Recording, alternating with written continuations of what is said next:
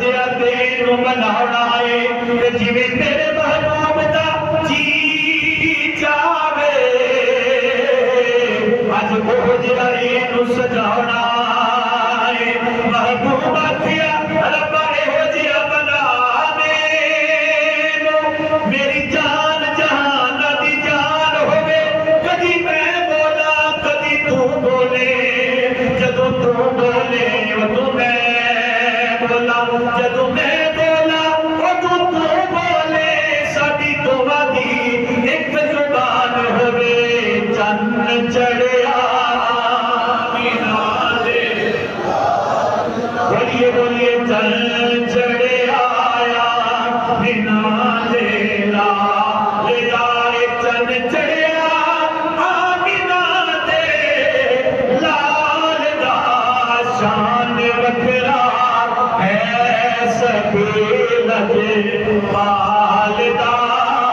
شان وکھرا ہے سبیل تو میرے آقا نے جو تشریف آوری ہوئی تھی حضرت حسان کہتے ہیں اس یہودی نے جگ کو اکٹھیا کر لیا اور جگ کو اکٹھیا کر کے تو نے خبر دی دی اور لوگ اکٹھے ہو جاؤ جب لوگ اکٹھے ہوئے اور ناراض ہوئے کہ شور مچا کے سارے تو بھی اکٹھا کر کرنا ہے گل کی تو نے دسیا کہ جیڑا تارا آمینہ دے لال دی آمد سے طلوع ہونا سی احمد مجتبی دی آمد سے طلوع ہونا سی آج دی رات وہ تارا چمک گیا آج دی رات وہ تارا